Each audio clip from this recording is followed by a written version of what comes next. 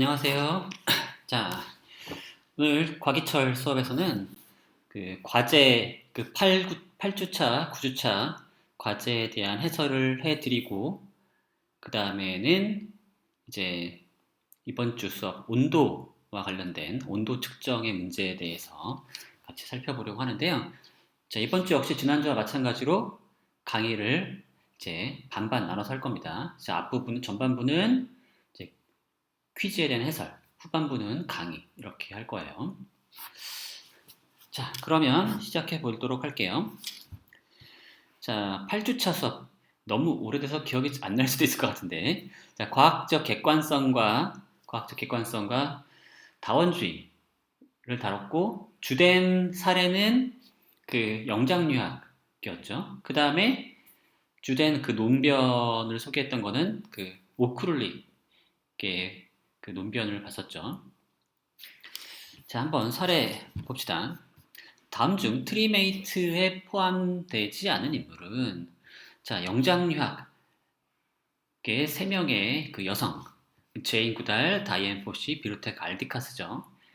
자, 이거 틀리신 분들은 좀 수업을 앞부분부터 전혀 안 들으신 거예요. 자, 루이스 리키는 이 셋의 그 스승이라고 볼 수 있고요. 예. 어떤 의미에서는 이 세 명을 다 발굴한 사람이기도 합니다. 루이스 리키 본인은 영장류학자는 아니고요. 인류학자예요. 자, 그 다음에 트리메이트의 성공 이후 나타난 영장류학의 변화로 알맞지 않은 것은 여성 영장류학자가 증가했죠. 그 다음에 암컷들이 보다 능동적인 이미지를 갖게 됐죠. 그 다음에 대다수의 영장류 사회가 모계 사회로 밝혀지게 됩니다. 그래서 1980년대가 되면은 이제 과거와는 딴판 정반대로 이제 그 대다수의 영장류 사회가 이제 모계 사회로 이제 간주되게 되고요. 그 다음에 젠더 의존적이 아니고요. 젠더 비의존적인 관찰 방법이 고안됐죠. 그래서 그냥 의식하지 않고 관찰을 하게 되면 자꾸만 수컷을 관찰하게 되니까 수컷만 유독 더 많이 관찰하게 되니까 그러지 않기 위한 방법을 고안한 거라 그랬죠. 자, 그 다음에 홀디라고 하는 그 영장류학자를 제가 한 명 또 소개해 드렸죠. 자, 이분이 개코 원숭이의 암컷 생식 전략을 발견하게 됐는데요. 자, 그게 뭐였을까요? 바로 동시에 여러 수컷과 짝짓기를 하는 거죠. 바로 이걸 통해서 기대하는 효과는 뭐죠? 기대하는 효과는 그 수컷들이 그 암컷이 낳은 자식이 누구의 자식인지 알 수 없게 만드는 거였죠. 그걸 통해서 아이가 다른 수컷으로부터 살해당하지 않도록 하려고 하는 거였죠. 물론 그게 정말 의식적으로 하는 거냐? 그건 아닐 수도 있어요. 그러니까 여기서 말하는 건 진화적인 의미에서의 전략인 겁니다. 뭐 본능적으로 그렇게 할 수도 있는 거지만 그 본능에 기초한 그러한 전략 역시도 어떤 전략이라고 말할 수 있는 거예요. 생물학의 그 카테고리 내에서는요. 자, 이제 오크룰릭의 견해를 알아볼 건데요. 오크룰릭이 과학자들에 의해 수용된 과학 이론에는 사회적 요인이 스며들어 있을 수 있다라는 결론을 얻기 위해 전제한 것이 아닌 것은. 자, 이게 많이 틀리셨는데, 자, 가설을 구성하는 과정에서 사회적 요인이 영향을 줬다. 자, 이거 전제했죠. 자, 가설을 생성할 때마다 각자 자기의 처한 환경, 자신의 어떤 젠더, 인종, 뭐 등등등 다양한 성장 배경 그런 것들이 다 영향을 줄 수 있겠죠. 그리고 가설의 평가는 경쟁하는 가설들 사이의 상대평가다. 아주 중요하게 가동되고 있습니다. 자연과 직접 비교하는 게 아니라 우리가 만들어낸 가설들 중에서 그 중에 뭐가 더 낫나 라고 하는 그런 상대평가라는 게 중요하고 그렇기 때문에 우리가 무슨 가설들을 만들어냈는지가 중요하다. 가설들의 풀, 대안가설들의 풀이 중요한 거죠. 우리가 만들어낸 가설들이 두 개밖에 없다. 그럼 둘 중에 하나 선택하는 거고요. 세 개밖에 없다. 그럼 셋 중에 하나 선택하는 거고요. 우리가 어떤 가설들을 만들어내는지를 우리가 만들어내지 못한 가설을 평가할 수는 없어요. 그러니까 만들어낸 가설들 사이에서의 선택인 거고, 그래서 만약에, 그래서 이게 중요한 건데, 제안된 가설들이 동일한 사회적 편견을 담고 있다면, 만약에 어떤 과학자 사이가 좀 매우 동질적인 집단으로 이루어져 있기 때문에 그 사람들이 동일한 편견에 기초해서 동일한 유형의, 물론 세부적으로는 다를 수 있지만 그것을 크게 벗어나지 않는 그런 가설들만 제안했다면 결국 그들 내에서만 선택될 수밖에 없죠. 그러면 그 나물의 그 밥이 돼버리는 거죠. 그래서 암만 가설을 평가할 때 객관적인 기준을 이용해서, 동일한 기준을 이용해서 가설을 평가했다 하더라도 과학자들에 의해 수용된 과학 이론에는 사회적 요인이 스며들어 있을 수 있다라고 주장을 한 겁니다. 그러니까 이 결론을 얻기 위해서 굳이 이 가정은 전제될 필요가 없다는 거죠. 과학자마다 가설을 평가하는 기준이 서로 다르다 라고 해버리면 뭐 너무 쉽게 이 결론이 나오죠. 사실은 또 오크릴릭 외에도 많은 철학자들이 사실은 과학자들마다 가설을 평가하는 기준이 달라서 결국에는 이제 과학자들이 수용한 과학이론에 사회적 요인이 스며들어 있다라고 주장하는 사람들이 있긴 있어요. 없는 건 아니고 사실 꽤 많습니다. 꽤 많고요. 그런 사람들을 보통 우리 사회 구성주의자라고 부르기도 합니다. 과학 이론이라고 하는 게 사회적으로 구성되어 있다. 자연에 대한 객관적인 진실을 담고 있는 게 아니라 우리가 사회적으로 그냥 마음대로 지어낸 거라는 거죠. 여기서 마음대로는 아니지만 사실은 그 사람들 보통 얘기할 때는 뭐냐면, 암만 그 주어진 경험적 증거에 비추어서 가설을 평가한다 하더라도, 예를 들면 어떤 이론들은 증거에 비추었을 때 둘이 동등하게 제시돼요. 그러면 어떻게 선택해야 돼요? 뭘 선택하죠? 증거가 더 이상 역할을 할 수 없다면 결국 각자가 가지고 있는 여러 편견들, 여러 어떤, 때로는 어떤 미적 감각이 될 수 있지만 더 나아가서 자신의 어떤 이해관계 같은 것들이 여기에 개입할 수 있고, 바로 그것 때문에 어느 하나를 더 선호하고, 만약에 그런 이해 집단이 더 다수라면 어느 이론이 선택되고 힘으로 다른 이론을 눌러버릴 수도 있겠죠. 그런 식으로 주장하는 사람들이 있긴 있어요. 근데 오크릴릭은 굳이 그런 가정을 하지 않더라도 과학의 표준적인 방법이 제대로 적용된다 하더라도 과학자들에 의해 수용된 과학이론에 사회적 요인이 스며들어 있을 수 있다라고 주장하는 겁니다. 그러니까 여기서 조심할 점 뭐냐면, 자, 이게 과학자들마다 가설을 평가하는 기준이 서로 다를 수 있다는 걸 오크릴릭이 정말로 부정하는 건 아니에요. 그럴 수 있다고 아마 오크릴릭은 생각할 거예요. 하지만 지금 여기서의 논변에서는 과학자들마다 가설을 평가하는 기준이 서로 다르지 않더라도 표준적인 기준을 모두 동일하게 채택해서 가설을 엄격하게 테스트한다 하더라도 과학자들에 의해 수용된 과학이론은 사회적 요인이 스며들어 있을 수 있다라고 주장한 겁니다. 그 이유는 바로 너무 그 과학자들이 이미 만들어낸 가설들이 동일한 편견에 기초해서 동일한 유형의 가설들만 만들어낼 수 있기 때문인 거죠. 그러고 나면 암만 선택을 열심히 잘한다 하더라도 그 중에 하나밖에 선택을 못하는 거니까 그렇게 된다는 거죠. 그래서 여기 1번, 2번, 4번을 조합하면 이 결론이 나온다는 겁니다. 굳이 이걸 가정하지 않더라도. 아시겠죠? 그리고 이걸 통해서 하고자 하는 말은 그래서 포기하려는 건 아니죠.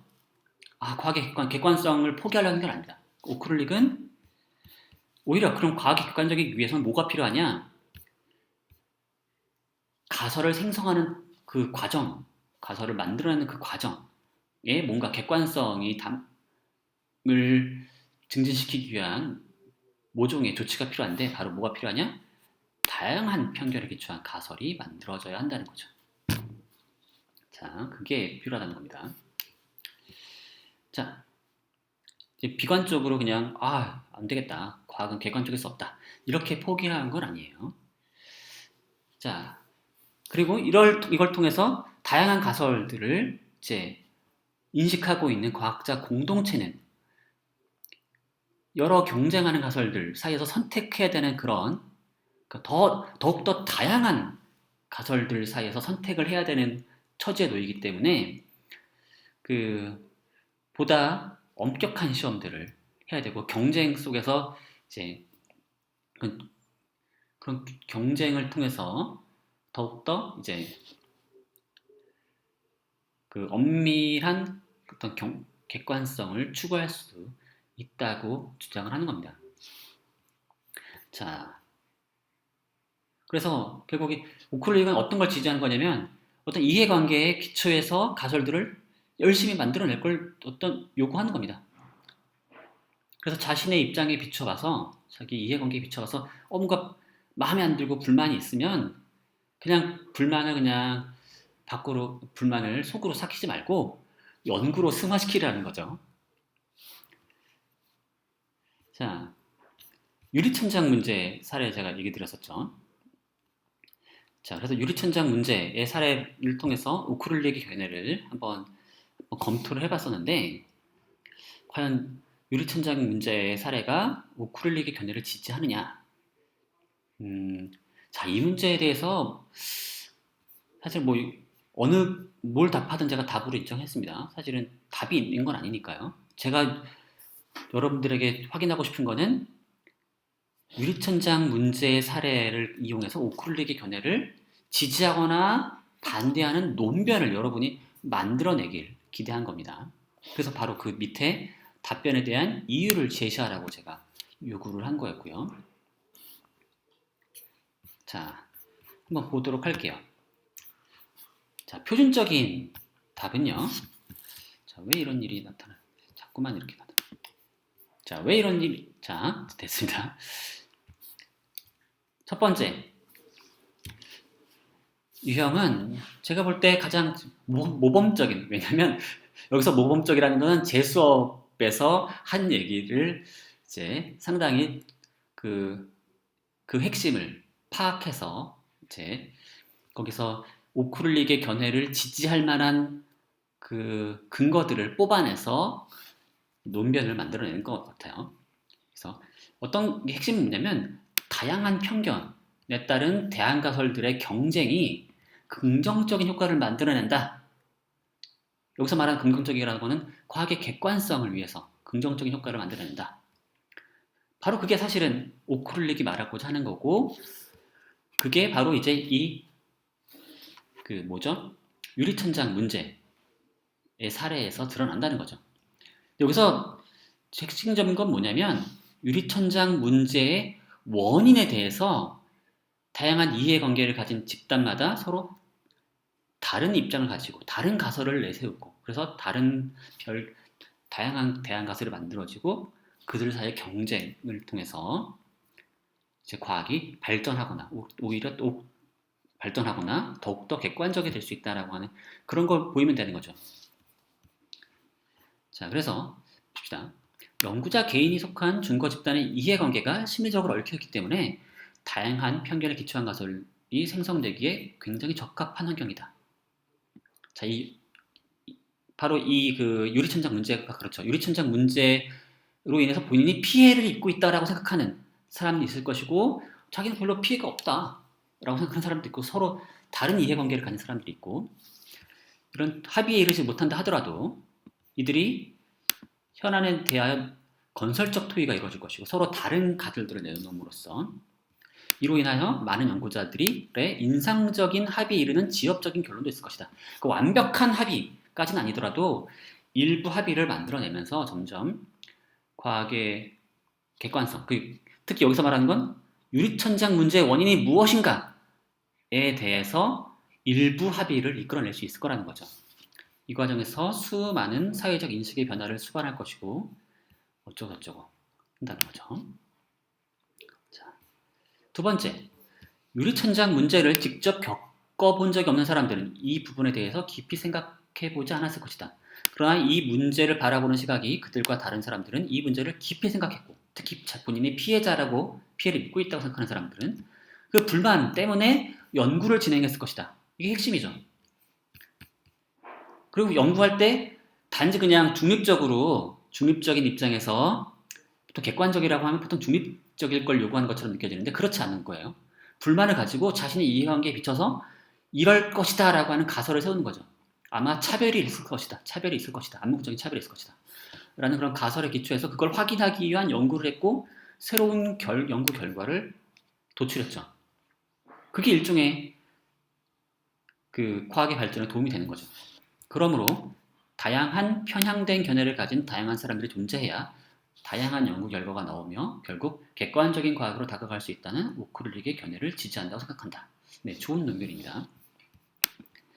조금 더 여기 사이에 더 들어가면 좋을 것 같긴 한데, 단지 새로운 연구 결과가 아니라 그게 객관성과 연결되면서 좋을 것 같은데, 그 다음에 유리천장 문제에 불만을 가진 사람들이 연구를 해서 차별에 의해 여성이 저평가되어 이를 극복하기 위해 여성은 논문의 질에 주력하였고 결국 여성의 논문의 수가 적어져 덜 뽑히게 되었다는 것을 알아냈다. 자, 이는 문제에 불만을 가지고 새로운 연구들이 생겨난 사례로 오크룰릭이 말하는 다원주의를 지지한다. 자, 그렇죠? 자, 이런 식으로 그러니까 그 문제의 이해 당사자가 중립적이지 않은 가설을 세워서 물론 그 가설을 또 평가하는 과정 자체는 객관적인 뭔가를 담보해야겠죠. 그런 걸 통해서 과학이 발전할 수 있다. 여기서 말하는 과학이라고는 바로 그 유리천장 문제의 원인이 무엇인가라고 하는 그 문제에 대한 보다 객관적인 답을 찾아내려고 노력할 수 있고 그런 연구 성과를 남겼다는 거죠. 자, 두 번째, 유리천장의 원인에 대한 가설의 다양성 자체에 주목한 경우들이 있었습니다. 자, 그래서 오크룰릭은 객관적인 과학을 위해서는 다원주의가 필요하다고 주장했고요. 자신의 입맛에 맞는 주장만 내세우지 말고 다양한 가설이 나올 수 있는 분위기를 만들어야 되고, 그래서 다원주의적인 공동체일수록 내 입장을 돌이켜볼 수 있다는 거죠. 자, 그래서 다양한 편향에 기초한 가설이 나와야 되는데 이 유리천장 현상에 대해서도 이제 남녀 차별이라고 생각하지만 그래서 차별이 유일한 원인이거나 가장 중요한 원인을 증거는 여전히 없다는 비판에 따라서 또 여러 가지 가설이 나왔다는 거죠. 그래서 유리천장이라는 현상에 대해서 사람마다 다른 가설을 내세움으로 오크룰릭이 주장한 다원주의와 비슷하다는 생각을 했다는 거죠. 근데 여기서 좀 아쉬운 점이 있어요. 뭐냐면 사람마다 다른 가설을 세웠다라는 것에서만 그치면 그게 오크룰릭의 견해를 지지하는지는 분명치 않아요. 왜냐면 오크룰릭은 다양한 가설을 세움으로써 그것이 과학의 객관성에 도움이 된다까지 가는 거거든요. 그러니까 이 앞부분만 이 사례를 통해서 보였다면 반쪽짜리가 될 수 있습니다. 이 아래의 사례도 그렇고요. 그래서 유리천장 문제는 오크룰릭의 다양한 편견들이 존재한다는 견해를 지지한다. 오크룰릭의 견해는 단지 다양한 편견이 존재한다는 것만은 아니죠. 오히려 다양한 편견에 기초한 가설이 만들어져야 하고 그로부터 과학의 객관성이 향상될 것이다 라는 주장까지 한 거죠. 따라서 이것만 가지고 오크룰릭의 견해를 지지했다라고 보면 좀 아쉽습니다. 자, 세 번째 유형. 오히려 세 번째 사람은 다양성을 부정적으로 바라봤어요. 왜냐하면 이 다양성이 객관성으로 가지 못하고 자연의 어떤 진리를 향해서 가지 못하고 오히려 각자의 편견에 기초한 주장들을 계속 고집하고 상대가 어떤 증거를 내밀더라도 고집하는 상황을 이 사례가 보여준다는 거죠. 제가 그런 얘기를 했었죠. 이 합의가 그렇게 잘 되지 않는다 그랬죠. 어떤 사람은 차별 때문이라 그러고 어떤 사람들은 남녀의 어떤 근본적인 성향 차이 때문에 그렇다 그러고 그리고 각자 나름의 입장을 지지하는 증거들이 조금씩 있어요. 맞죠? 완벽하진 않은 증거들이 있어요. 자, 이럴 때 이 사람들이 합의를 이루기보다는 자꾸만 고집을 피우는 모습도 보인다. 과연 근데 이게 과학의 객관성을 위해서 좋은 상태냐라고 제가 이제 질문을 던졌었죠. 자, 바로 그 부분을 주목하게 되면 이제 결국 상대편이 어떤 의견을 내세워도 받아들이지 않는 상태. 이게 과연 이게 객관적인 과학이냐라고 한다면 결국 유리천장 문제의 사례는 양편이 고집을 피우는 모습을 보여주기 때문에 오히려 다원주의가 과학의 객관성에 부정적인 영향을 미치는 그런 사례로 봐야 한다라고 주장을 하는 거죠. 물론 제가 뒤에 단서를 달긴 했죠. 강의에서는. 그럼에도 불구하고 이렇게 싸우는 와중에 그래도 일부 점점 합의되는 부분들이 증가하고 있는 거 아니냐라는 얘기도 했었죠. 자, 지금 제가 하는 얘기들이 사실은 뭐 일부는 추측, 일부는 데이터에 근거해서 얘기하는 거기 때문에 여러분이 이 문제에 만약 진짜 관심이 있다면 진짜 데이터들을 찾아보셔야 됩니다. 자, 여기까지는 이제 유형 3번까지는 꽤 그 문제 의도에 부합하는 답변이었어요. 근데 그 이 문제에 많이 어려워 하셨더라고요. 왜냐면 이렇게 문제 의도 파악을 좀 어려워하거나 또는 오크룰릭의 견해 자체를 좀 잘못 파악하거나 그러니까 유리천장 문제가 오크룰릭의 견해를 지지하느냐라고 물어봤는데 자꾸만 오크룰릭의 견해를 유리천장 문제가 존재한다라거나 아니면 유리천장의 문제의 원인이 차별 때문이라거나 그런 주장을 오크룰릭이 받아들인다고 생각한다거나 이렇게 막 혼동을 하신 분들이 많더라고요.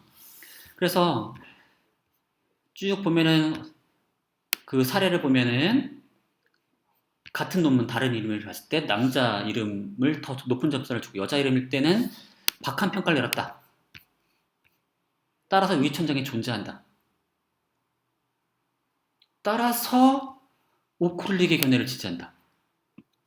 이상하죠. 이렇게 돼버리면 오크룰릭의 견해 자체를 뭔가 차별론이나 아니면 유리천장이 존재한다라는 그 주장 그 자체로 보고서 이제 지지하는 걸로 평가하는 것처럼 보이죠. 또는 강의에 나온 사례는 오크룰릭의 견해를 지지하지 않는다. 왜냐하면 차별이 유리천장의 유일한 원인이라거나 중요한 원인이라는 증거는 없다. 사실 그런 얘기도 했었죠. 이는 인과관계와 상관관계를 구분짓지 못해 이런 일이 벌어졌다고 생각한다. 오히려 여자가 남자보다 더 꼼꼼하다라는 편견 때문에 남자가 차별 대우를 받고 있다고 생각이 가능하다. 이런 생각도 가능하다. 자, 이런 생각할 수 있습니다. 유리천장 문제의 원인이 차별이 아니라 다른 데 있다라고 생각할 수도 있고 오히려 남자가 차별받을 수 있다. 요즘 그런 분들이 많다고 하더라고요. 자, 그런데 지금 이 문제는 이런 식의 얘기랑 아무 상관이 없습니다. 왜냐하면 오크룰릭의 견해는 유리천장 문제의 원인이 차별이라는 주장이 아니잖아요. 그렇죠? 앞에서 얘기한 것처럼 보면 오크룰릭의 견해는 다양한 편견에 기초한 대항사설들의 경쟁이 긍정적인 효과를 만들어낸다, 과학에. 특히 이제 과학의 객관성을 증진한다 라는 거였죠. 그리고 그래서 여기서 주목할 점은 뭐냐면 결국 유리천장 문제에 대해서 다양한 이해관계를 가진 사람들이 서로 다른 이해관계를 가진 사람들이 각자의 편견에 기초한 가설을 했던 일들을 보여주고 그것이 과연 긍정적인 효과를 낳는지 부정적인 효과를 낳는지를 따져봐야 되는 거죠.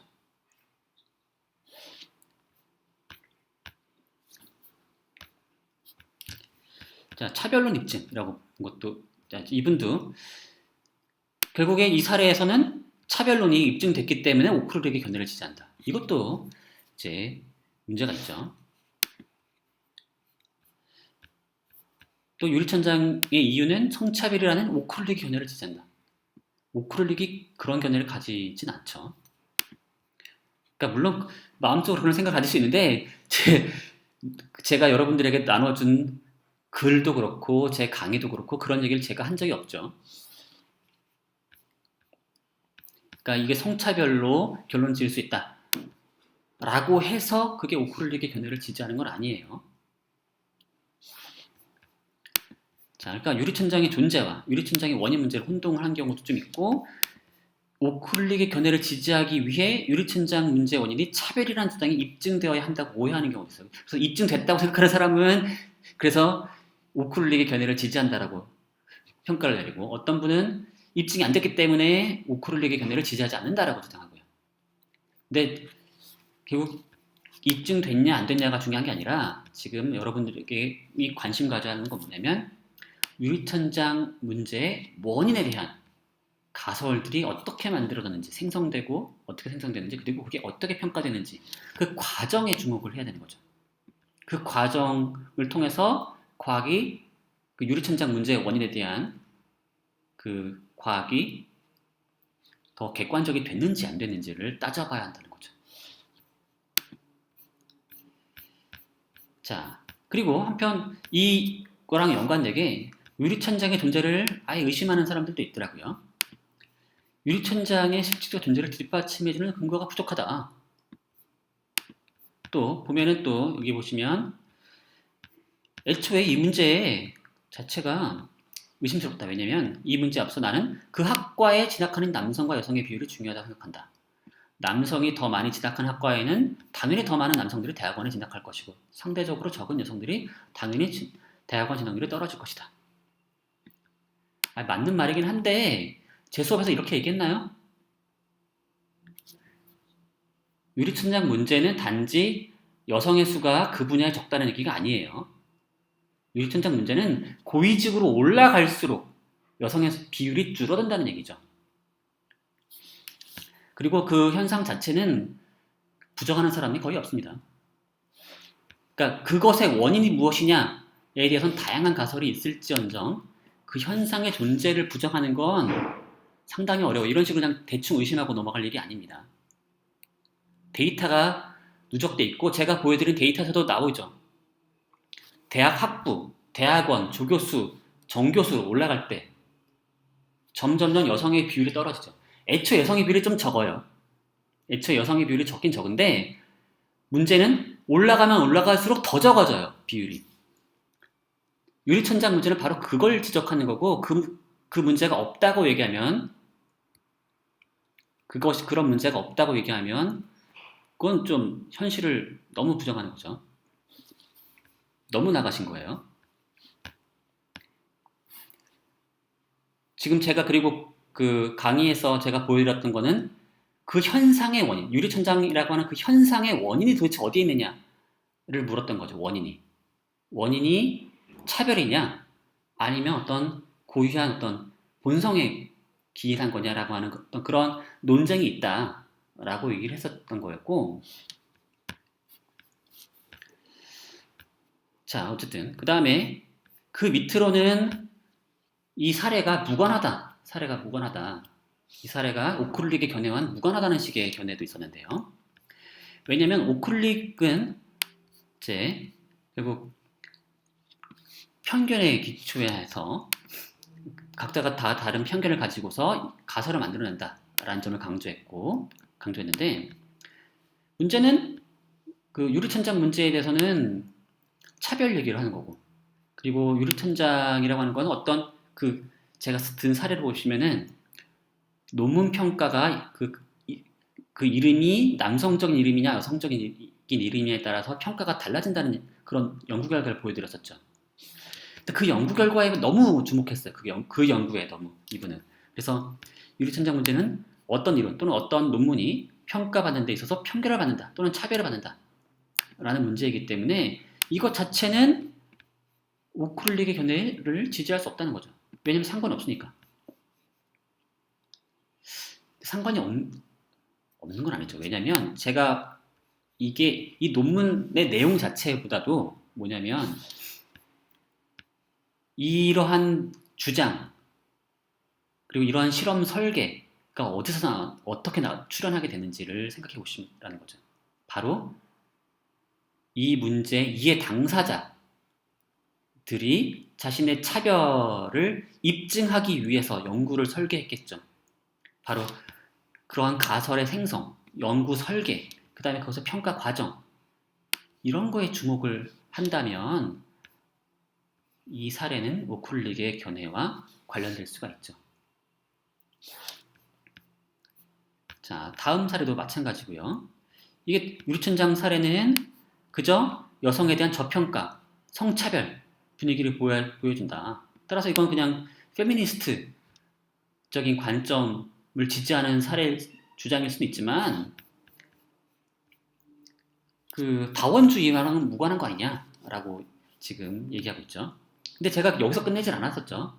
여기서 다원주의 얘기는 뭐냐면 기존의 주장과 새로운 주장이 서로 다른 편견에 기초한 기존의 사람들은 보통 이게 그냥 실력차 아니냐 라고 하는 가설이 있는 거죠. 그건 사실은 나름의 또 이해관계가 있는 거죠. 그 안에. 하지만 차별이 있다라고 생각하는 사람이 있죠. 또는 여기 나중에 나온 거지만 나중에는 또 본성 차이느냐 뭐 이런 식의 얘기들 다 각자 이해관계가 물려 있습니다.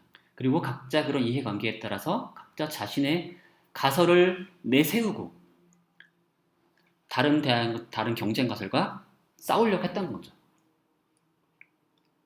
무턱대고 힘으로 누르려고 하는 게 아니라 사실은 가설의 생성 자체는 자신의 이해관계에 기초해서 나왔지만 무슨 가설이 옳은지에 대해서는 나름 좀 맞짱을 떠가지고 나름 객관적인 잣대를 가지고서 평가를 하려고 했던 거였죠.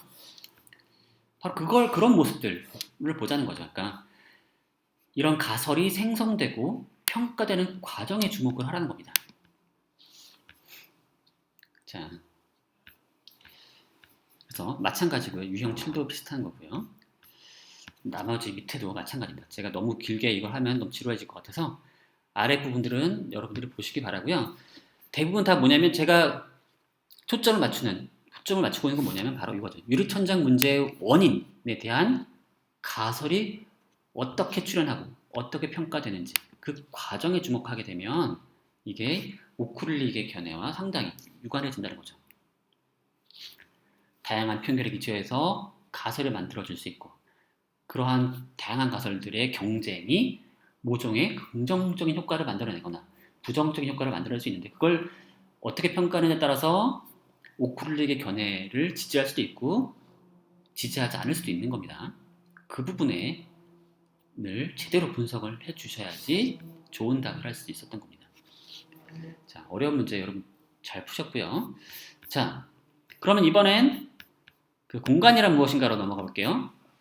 자, 이건 제가 또 채점 너무 힘들어가지고 이번에는 그리고 이게 이유를 들어서 논변을 만들려고 하면 여러분 너무 오히려 또 너무 부담일 수도 있을 것 같아서 이번에 그냥 OX 퀴즈로 대부분 다 냈는데요. 자, 뉴턴의 실체론에 따르면 물체가 전혀 없는 빈 공간이 가능하다. 맞죠?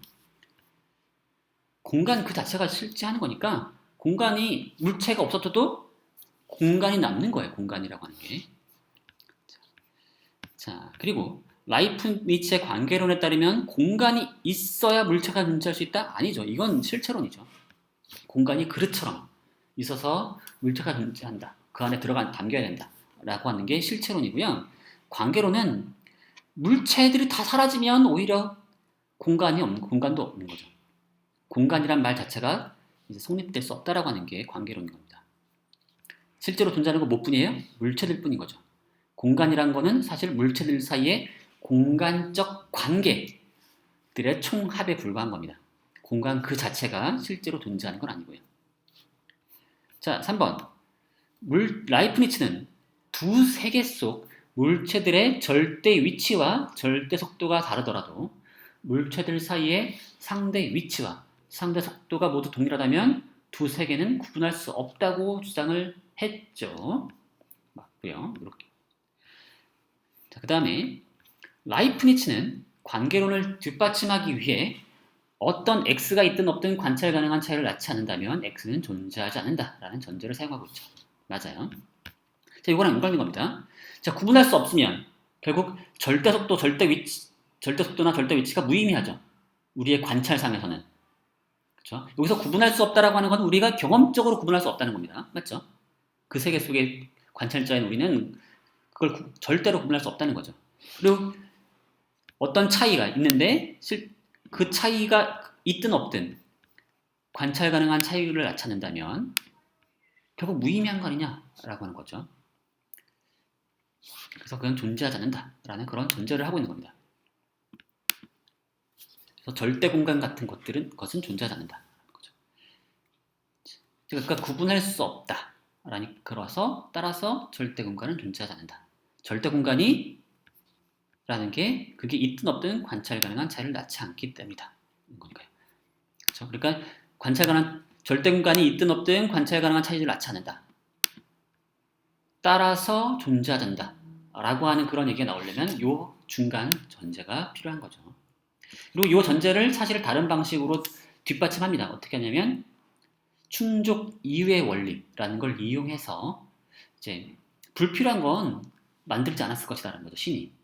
신은 매우 합리적이기 때문에 불필요한 걸 만들 그런 바보 같은 짓은 하지 않았을 거라는 거고요. 또는 다른 방식으로 이제 어떤 사람들이 이제 오컴의 면돌날 같은 걸 얘기해서 둘이 똑같다면 보다 단순한 것, 보다 존재자의 수가 적은 게 더 좋은 거다. 라는 식의 얘기도 이제 논변에 사용되기도 합니다. 자, 이게 뉴턴을 많이 이해를 못했더라고요. 근데 자, 뉴턴은 양동의 논변을 통해 절대 공간에 대한 속도를 탐지할 수 있다고 주장했나요? 아닙니다. 속도를 탐지할 수는 없어요. 다만 뭐만 탐지할 수 있느냐? 속도의 변화만 탐지할 수 있는 겁니다. 가속도. 그러니까 회전운동 같은 거는 가속운동이거든요. 그런 건 탐지할 수 있어요. 왜냐면 그런 가속운동, 속도가 변할 때만 관성효과를 느낄 수 있거든요. 버스가 멈출 때, 버스가 갑자기 출발할 때, 그 상황에서 우리는 뭔가를 느끼죠. 바로 그 얘기를 하는 거예요. 회전운동 같은 것. 회전운동은 운동 방향이 계속 바뀌죠. 그게 바로 속도가 변하는 거예요. 그걸 다 가속운동이라고 부르는 겁니다. 양동의 논변은 바로 이런 가속운동을 하는 상황에서는 이게 이제 뭔가 절대 공간에 대한 가속운동을 하고 있다라고 하는 걸 느낄 수 있다는 거죠.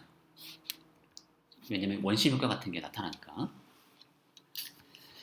자, 그리고 뉴턴은 관계론을 반박하기 위해 어떤 x가 있든 없든 관찰 가능한 차이를 낳지 않는다면 x는 존재하지 않는다라는 전제를 공격하지 않았습니다.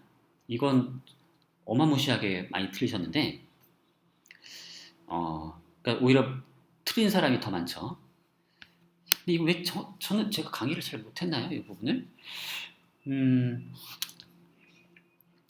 이 전제는 받아들이는 거. 일단 받아들이더라도, 그러니까 뉴턴은 관계론을 반박하기 이걸 전제로 공격한 게 아니라 절대 공간이 있을 때와 없을 때랑 관찰 가능한 차이가 있다라고 주장한 거예요. 그러니까 바로 이 얘기인 거죠. 이게 여기서 가속도 탐지할 수 있다고 얘기한 거죠. 그러니까 절대 공간이 있어야만 설명될 수 있는 현상이 있고 절대 공간이 없다면 사실은 절대 공간이라고 한 게 없다면 그 양동이 속에 담긴 물이 양동이 함께 회전할 때 이렇게 올라가는 일이 나타나지 않겠죠. 그건 절대 공간이 있어야만 일어날 수 있는 현상이라는 거니까. 그러니까 뉴턴은 이걸 반박한 게 아니라 절대 공간이 있으면 관찰 가능한 차이가 있다. 바로 그거 얘기한 겁니다. 이 전제를 공격한 게 아니라. 그 다음에 마흐의 원리에 따르면 양동이와 물이 정지한 채 온 우주가 이렇게 돌더라도 양동이 속 수면이 이렇게 되어야 하는 거죠. 이건 잘 푸셨고요. 근데 마흐의 원리를 수용하려면 그런 기존의 고전 역학으로는 외부의 물체들이 막 이렇게 돈다고 해서 양동이 속에 있는 물이 그런 식으로 올라갈 수는 없어요. 따라서 마흐의 원리를 수용하기 위해서는 고전 역학과 다른 새로운 역학 이론이 필요한 겁니다. 다음에 로켓에 창문이 없다면 로켓의 관찰자는 로켓이 위쪽으로 중력 가속도로 운동 중인지 로켓이 지구상에 가만히 정지해 있는지 구분할 수 없다 그랬죠. 그게 바로 등가 원리라고 그랬습니다. 자, 마지막 문제인데 아인슈타인의 일반 상대성 이론에서는 물체를 제거하면 뭐가 사라지느냐? 중력장이 사라질까요? 안 사라집니다. 다른 물체들에 의한 중력장은 그 효과들은 사라져. 그러니까 중력장이 왜곡됐던 것들, 공간이 휘었던 것들 다 바로잡아집니다. 그러면 안 휜 공간이 남죠. 다시 말해서 사실 여기서 공간이라고 표현했지만 사실은 더 엄밀하게는 중력장, 평평한 중력장이 남게 되는 거죠. 중력장이 사라지는 게 아니라. 자, 물체를 제거해도 중력장이 사라지지를 않는다는 게 이제 사실은 좀 문제가 되는 건데, 그러니까 결국에 뭐냐면 아인슈타인의 의도는 마흐의 원리에 기초한 어떤 관계론적인 그런 우주 체계와 양립 가능한 그런 이론을 만들고 싶었던 건데, 그런 이론을 만드는 데는 성공하지 못했던 거죠. 자, 그렇기 때문에 아직도 철학자들 사이에서는 또는 이론 물리학자들 사이에서는 과연 이 일반 상대성 이론이 관계론적인 우주를 지지하는 건지 또는 그것과 잘 어울리는 건지 아니면 실체론적인 우주 체계와 잘 어울리는 건지에 대해서 논쟁이 계속되고 있는 겁니다. 자, 그럼 여기까지 과제에 대한 해설을 마치도록 하겠고요. 제가 여러분들에게 이 과제 점수 제가 다 메일로 보내드렸으니까 메일 보시면은 그 메일 아랫부분에 점수 밑에 메일만 보면 점수밖에 안 나와요. 하지만 그 밑에 보기라고 써 있습니다. 보기. 안 맞을 거예요. 보기라고 하는 링크가 있는데 그 링크를 클릭하면 여러분의 답변이 무슨 답변을 했는지와 거기 채점들을 쭉 세세하게 다 돼 있습니다. 그래서 대부분은 제가 뭐 주관식 답에다가 뭘 써놓지 않은데 어떤 분들에게는 뭐라고 코멘트를 단 게 있어요. 그거 확인하시기 바라고요. 자, 그러면 이번 주 전반부 수업 여기서 마치도록 할게요. 그럼 수고하셨습니다.